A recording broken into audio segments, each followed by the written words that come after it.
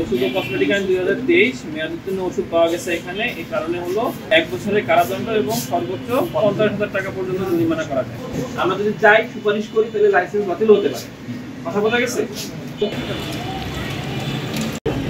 আচ্ছা, আপনি তো পিতার নাম বলেন, আমরা তো ব্যবসা প্রতিনিধি রয়েছিলাম। পুরাতন প্যাকেট লাগতেছে এই যে।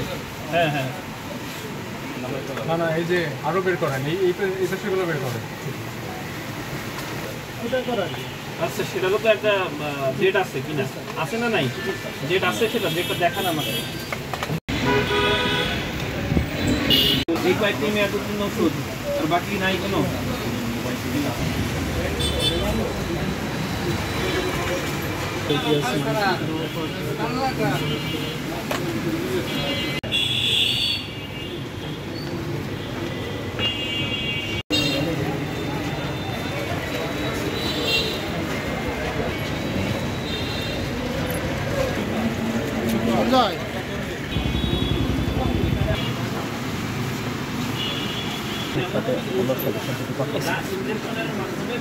করতে বলা কেন একজনকে?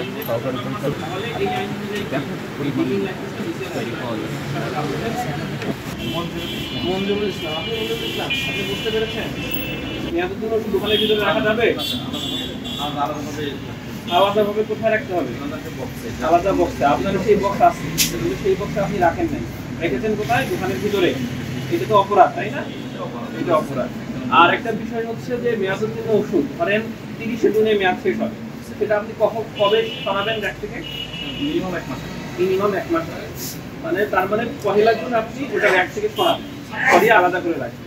আপনার এখানে যে মেয়াদোত্তীর্ণ ওষুধটা পাওয়া গেছে সেটা এক্সপায়ার করছে কবে? মে 24, মানে গত মাসে এক্সপায়ারি। মে মাসের 1 তারিখে দোকানের বাইরে যাওয়ার কথা ছিল, তাই না?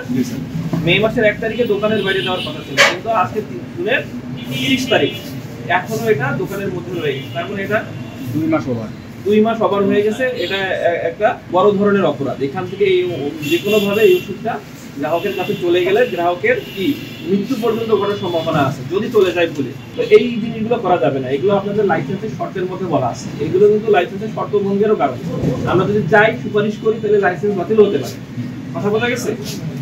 আমি আপনাদেরকে এই আইন আমলে নিয়ে কারাদণ্ডও দিলাম না, 50,000 টাকা জরিমানার কথা বলা আছে, আমি আপনাদেরকে 10,000 টাকা অর্থদণ্ড প্রদান করলাম। 10,000 টাকা অর্থদণ্ড আপনি মোবাইল কোর্টে নগদ আদায় করবেন এবং ভবিষ্যতে যে এই ধরনের যে আপনাদের অসচেতনতার কারণে এটা হয়েছে বা এই ধরনের কর্মকাণ্ড যে করেছেন এটা করবেন, সেই বিষয়ে আপনারা